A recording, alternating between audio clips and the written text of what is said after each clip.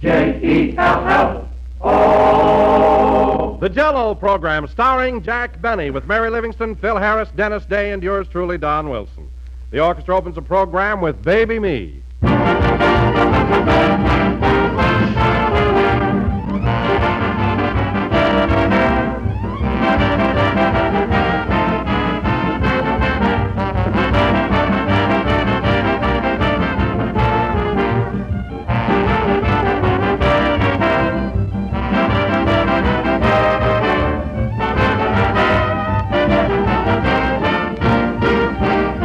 If you have a family of football fans, you know what an afternoon at the game can do to their appetites.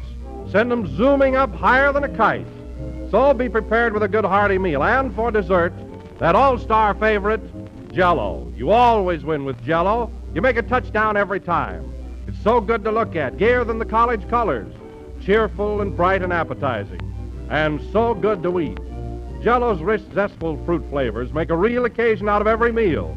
Strawberry, raspberry, cherry, orange, lemon, and lime. All six are chock full of extra rich flavor that tastes as tempting as the ripe fruit itself. There are dozens and dozens of different ways to serve Jello, and you'll find attractive recipes on every package. So look for those big red letters on the box. They spell Jello.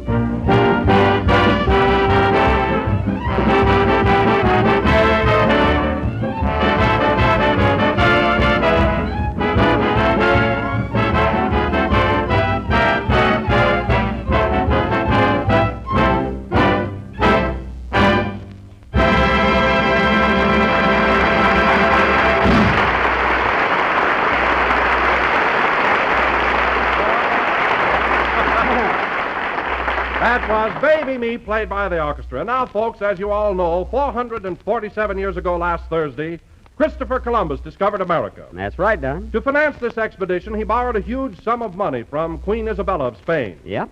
So tonight, ladies and gentlemen, we bring you a man who Columbus would have had trouble with, Jack Benny.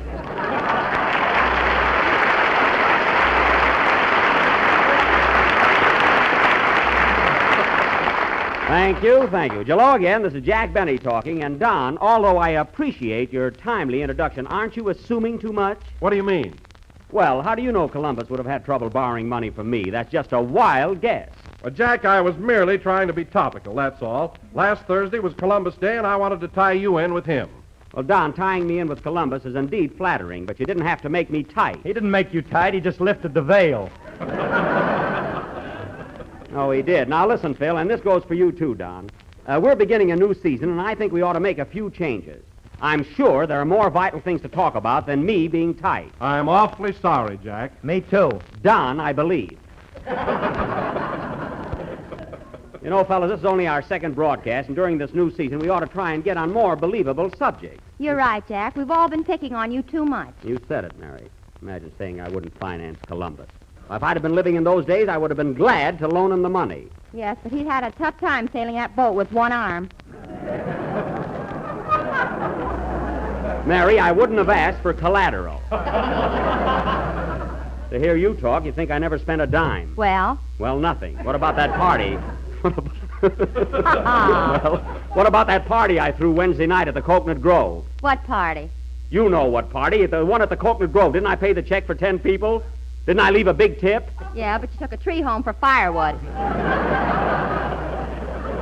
I did not. I just took a few branches that fell off, so don't exaggerate. Boy, that's rich. Benny the wood chopper. Phil, get this straight. I didn't go to the Coconut Grove Wednesday night to chop down any trees. Then why did you wear that lumberjack shirt? That wasn't a lumberjack shirt. That was my tuxedo shirt that was washed with some plaid socks.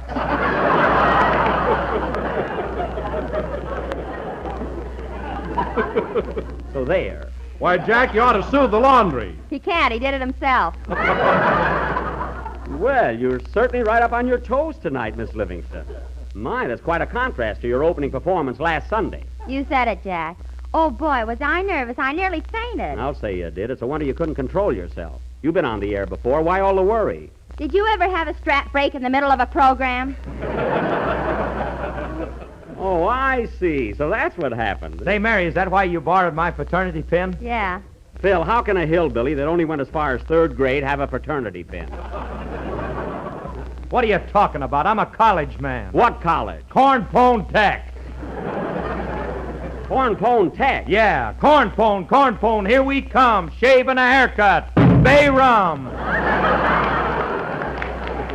Oh, a barber college. Well, I'm certainly glad to know that, Phil. Right after the program, I'll let you cut my hair. Okay, just send it over to the Wilshire Bowl.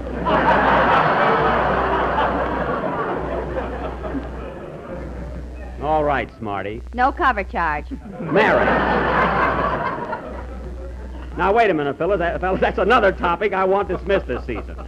I don't want to hear another word about my toupee because I don't wear one. What's that over your right ear, a squirrel? What?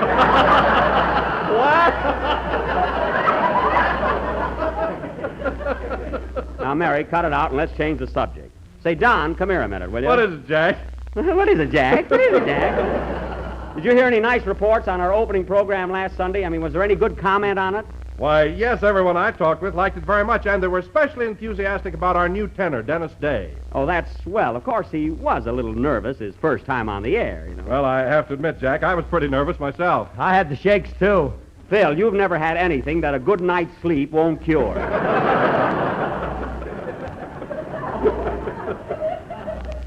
But really, Don, I'm very happy about Dennis. Of course, I'm going to have to do something about that mother of his. Oh, boy, what I've gone through with her already. Well, after all, Jack, it's a mother's instinct to look after the best interests of her son. I know that, Don, but I don't want her around while we're broadcasting. Well, why don't you put your foot down, Jack? Why don't you threaten her? Threaten her? Did you ever get a load of her muscles? Look, we've been on the air 10 minutes, and they haven't shown up yet. And you know why? Because I told her to be here on time. Oh, Jack, you're just imagining things. Mrs. Day seems to be a very nice woman. Well, Don, you don't have to put up with her like I do. She's always interfering with my business. She came over to my house the other day and made Dennis stop mowing the lawn.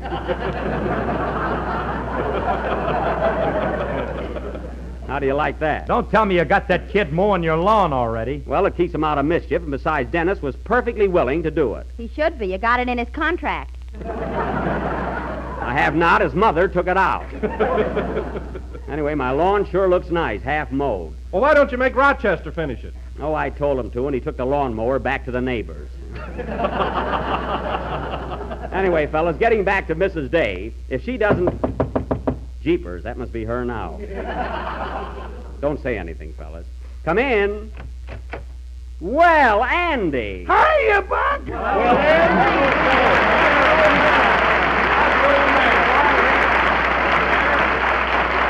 My goodness. Well, Andy, it's about time you showed up. I was expecting you to drop in last Sunday. I couldn't make it, Buck. I had to drive Ma and Pa to the Pomona Fair. We never miss it.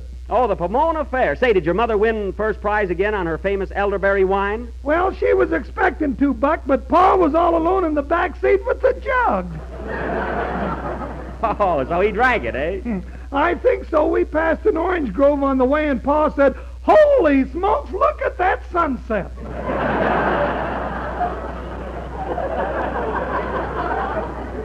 Well, then you're probably right. Say, Andy, they generally have pretty good exhibits at the Pomona Fair. How are they this year? Swell. The farm products were wonderful. You know, Buck, they had an ear of corn there 3 feet long. What was that, Andy? I knew you'd be interested, Phil. Well, I'm glad you had such a good time, Andy. By the way, did you get a chance to tune in on our show last week? I sure did, Buck. How'd you like our new tenor, Dennis Day? Oh, he was great. But Ma was a little disappointed. She thought I was going to sing this year. That's all we need. Yeah. Now, wait a minute, Andy. You're not a tenor. I am on some words. You're a quartet on some words. Well, stick around, Andy. I'll have you meet the kid. He'll be here pretty soon. I'd like to, Buck, but I got to run along now. Why, Andy, what's your hurry? Well, my girl's picking me up in front of the studio. Oh, your girlie. Who is she? Whoever picks me up. So long, Buck. Hey, that Andy is getting to be quite a devil. Well, come on, Phil. Let's get going with the show. How about a number? Okay, Jackson, would you like a newie or an oldie? Phil, just play a goodie if you can-y. A newie or an oldie. What's...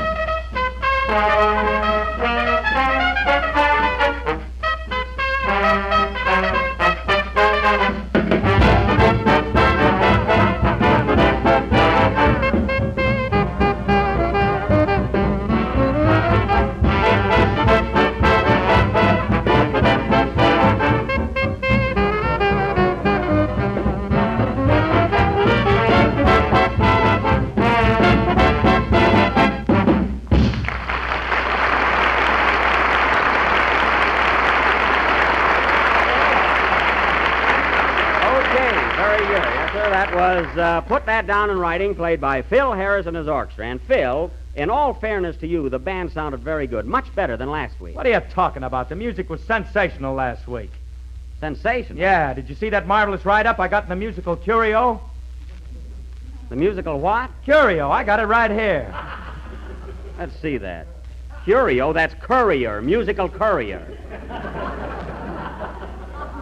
He owns a fraternity pin yet. If I could trust that strap, I'd give it back. Yeah, I don't blame you. What does the write-up say, Phil? Oh, it's a rave from start to finish. You read it, Jackson. I don't want to sound hammy. Okay, it says musical review. Phil Harris and his orchestra are back again on the Jello program this year. And on the opening broadcast Sunday, October 8th, we can only say that the music was abominable. I guess that's bad, eh?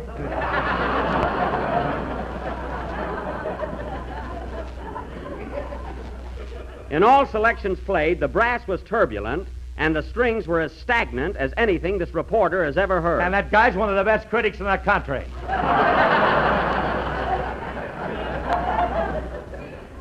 He certainly is, Phil. So that's what you call a rave notice, eh? Sure, I got a scrapbook full of that stuff. You hear that, Mary? He saves those kind of write-ups. Maybe he's going to blackmail himself. That must be it. What are you kids talking about? Why, that's one of the best write-ups I ever got. Did you notice them big words? Phil, this review says that your music was abominable, turbulent, stagnant. If you take a bow on that, it proves that you're definitely an illiterate egomaniac. No kidding. Gee, that went to his head, too. Yeah. Well, I give up. I did my best. Now, let's drop all this nonsense and get down to business. Well, say, Jack, Yes, Don? speaking of write-ups, our opening program got a lovely notice in the Grocer's Journal. Oh, in the Grocer's Journal, eh? Have you got it with you, Don? Yes, right here it is. It says, the Jello program opened its fall season last Sunday night with the most enjoyable half hour. Well. It was a distinct pleasure to hear Don Jolly Boy Wilson Jolly boy. again remind us that Jello is not only economical and easy to make, but that it comes in 6 delicious flavors: strawberry, raspberry, cherry, orange, lemon, and lime. Well, that's very nice, Don. Doesn't it say anything about the rest of us? Oh, yes, it says, Jack Benny, Mary Livingston, and Phil Harris maintained perfect silence as Mr. Wilson, in a voice vibrant with emotion, stressed the importance of insisting on genuine Jello with its big red letters on the box. Well, that's a marvelous review, Don. You went over very big. You know, fellas, when you get that Say, kind... Jack, here What? comes Dennis Day now. Where? Right behind his mother. Oh, yeah. Yeah. Hello, Dennis. Hello, Mr. Benny.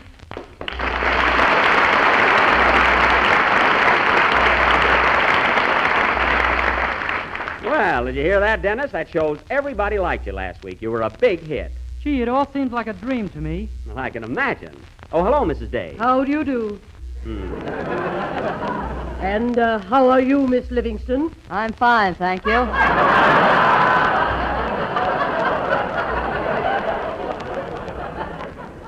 Mary. Now, Dennis. Yes, please? Dennis, I don't want to harp on any particular subject because this is all new to you. But as I told you last Sunday, it's rather important that you be here on time. You were a little late again today. I'm very sorry, Mr. Benny. That's quite all right. You see, we haven't lived out here very long. You and- apologize, Dennis. That's enough. But, Mrs. Day, your son was just trying to be courteous, that's all. He said he was sorry. That's all that's necessary. Oh, brother. What was that? I said, oh, brother. I was talking to my brother. He's sitting in the 8th row. Hello, Sam.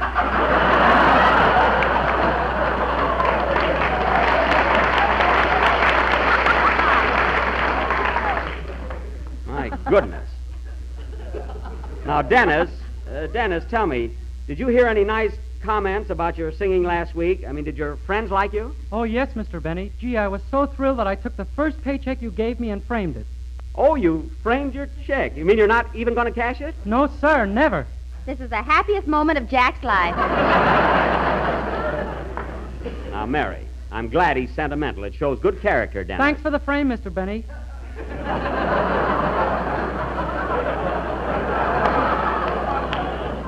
Never mind. You know, Dennis, I'm one of the friends who thought you were grand last week. You went over very well. Sure, the kid went over. Say, Mrs. Day, how'd you like the way my orchestra accompanied your son? Since you asked me, I thought the music was abominable. There you are, Jackson. Everyone says so.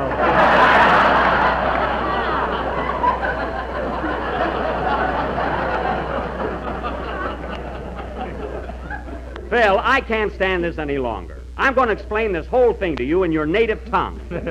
When that critic said your music was abominable, he meant that you weren't jiving, that you were off the beam. You mean I wasn't in the groove? I wasn't hep? Exactly. Well, dummy up on that. Mama, Jackson. Well, don't take it so hard, Phil. We all get bad write-ups once in a while. Shucks, and I just subscribed to that paper for 25 years.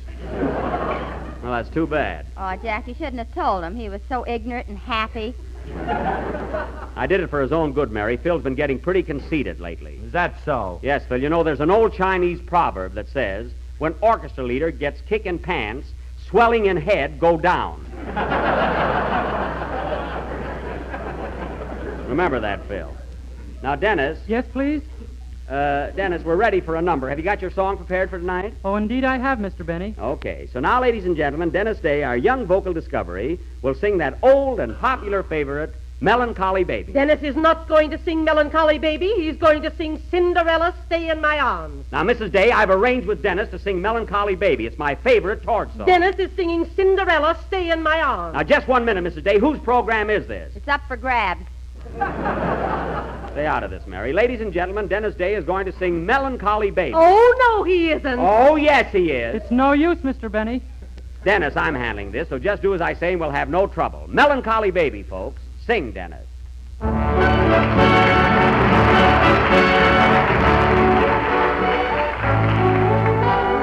A few minutes to midnight, at the ball all the crowd was swaying.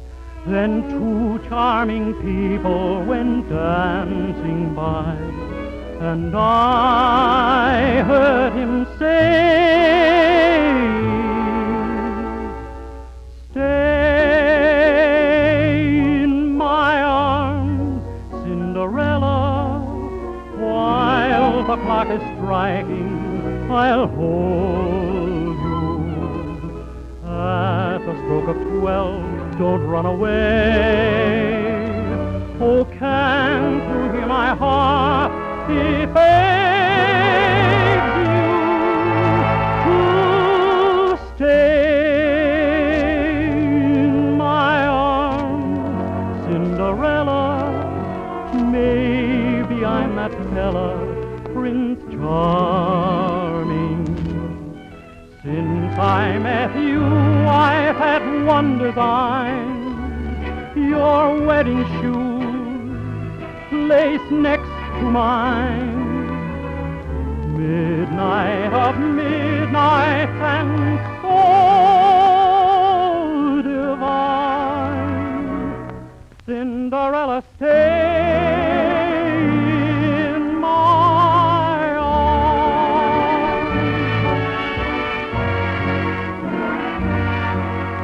While the clock is striking, I'll hold you. Midnight of midnight and so divine. Cinderella, stay,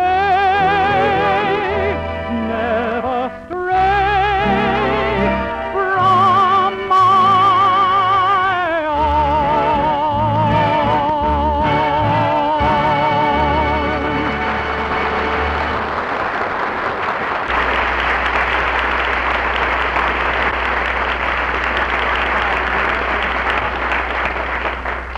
That was Melancholy Baby, sung by Dennis Day. And now, ladies and That gentlemen... was Cinderella, Stay in My Arms. Now, listen, Mrs. Day, Cinderella was a melancholy baby, and you know it.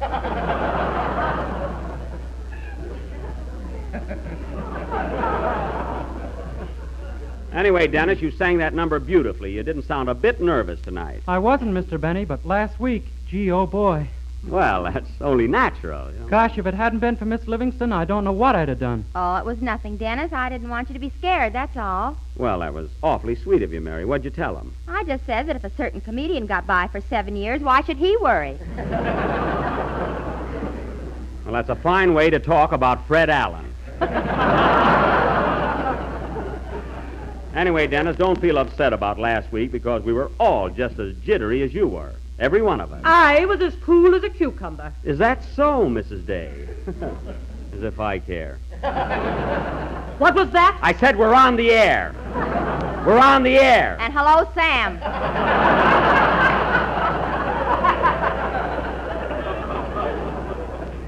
Mary, I'm talking.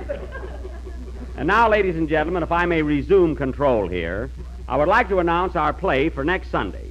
A week from tonight, the Benny Belligerent Barnstormers will inaugurate their new season of dramatic offerings. After much thought and careful consideration, we decided to open with our version of Darrell F. Zanuck's 20th Century Fox production, that historical drama of adventure in darkest Africa, Stanley and Livingston. Thank you, Offbeat.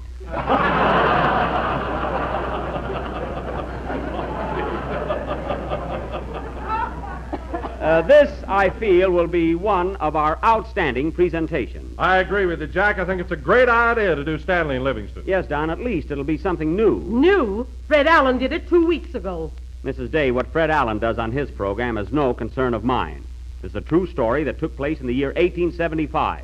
And I have just as much right to do Stanley and Livingston as Fred Allen. Even more, you knew the boys. I'm not that old, Mary. Now, getting back to next week's attraction. Oh, Mr. Benny, Yes, please. I mean, yes. Yes, Dennis. why does Mr. Allen talk through his nose? What was that, Dennis? I said, why does Mr. Allen talk through his nose? Because he hasn't enough strength to blow it, and thanks for asking.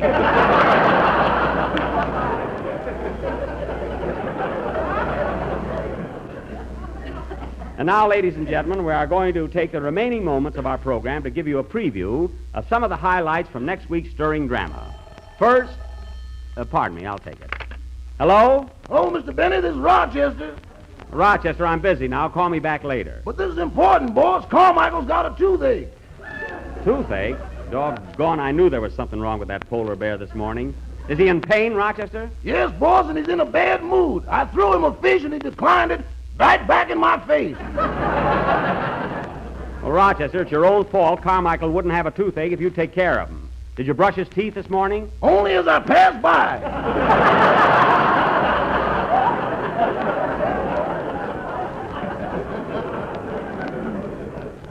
Well, that's awful. Which tooth is bothering him, Rochester? Is it a molar or a bicuspid? What's that, boss?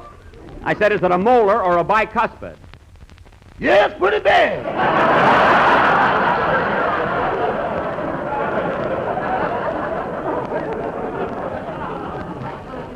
Rochester, here's what I'm trying to get at. What's bothering him? Is it a front tooth or a back tooth? It's that long front one, the one he dimpled my leg with.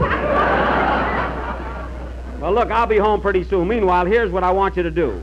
Now, pay attention. Okay, boss. Now, take a piece of cotton, Take a piece of cotton, roll it into a ball, roll it into a ball, put some toothache drops on it, put some toothache drops on it. and then shove it in the cavity.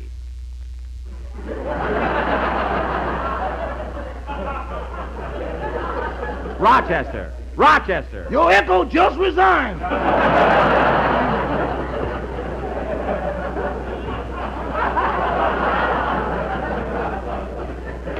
For heaven's sake, now don't be such a coward. Animals understand when you're trying to help them. Uh-huh. You remember? You remember that story about the man who took a thorn out of the lion's paw? Yeah, whatever become of him?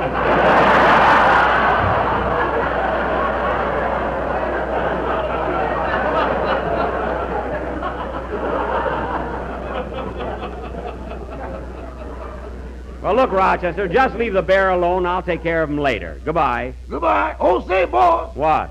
can I borrow your top hat tonight? My top hat. Yeah, I got a date with a tall girl. Just stand on your tiptoes and leave my hat alone. Goodbye. That polar bear's got more troubles. What's the matter, Jack? Oh, Carmichael's got a toothache. There'll be no living with him all week. Well, where were we? You were going to give us a preview of Stanley and Livingston. Oh, yes. And now, ladies and gentlemen, for the highlights of our next week's attraction, Stanley and Livingston. That thrilling saga of the Dark Continent. Take it, Don. Africa. The jungle. Headhunters. These, ladies and gentlemen, are just a few of the highlights from next Sunday's sensational offering, Stanley and Livingston. So be sure and tune in.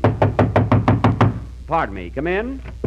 Mr. Benny, Yes? I'll be seeing you in the jungle next week. Oh, are you a headhunter? No, hair is all I'm after. Goodbye. And he's not kidding, folks. Play, pal.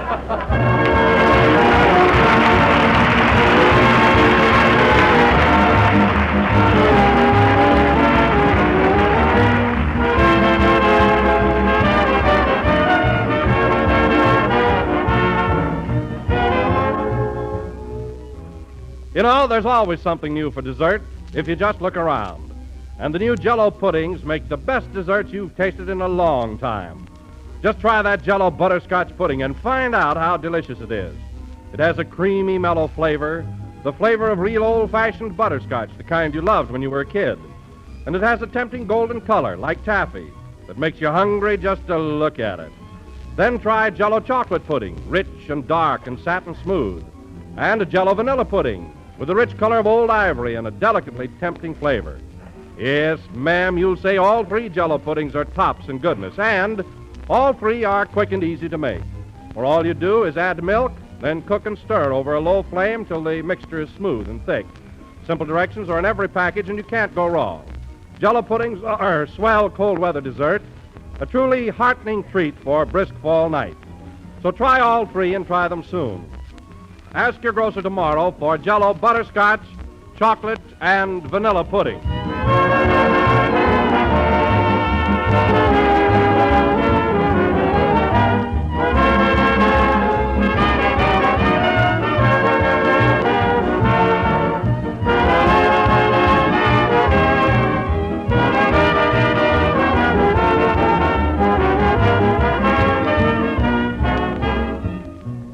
The last number of the second program in the new Jello series, and we'll be with you again next Sunday night at the same time.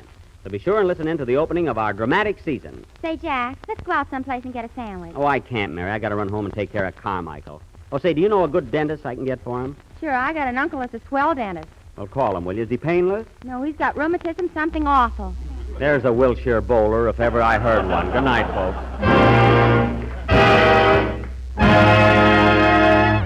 J-E-L-L.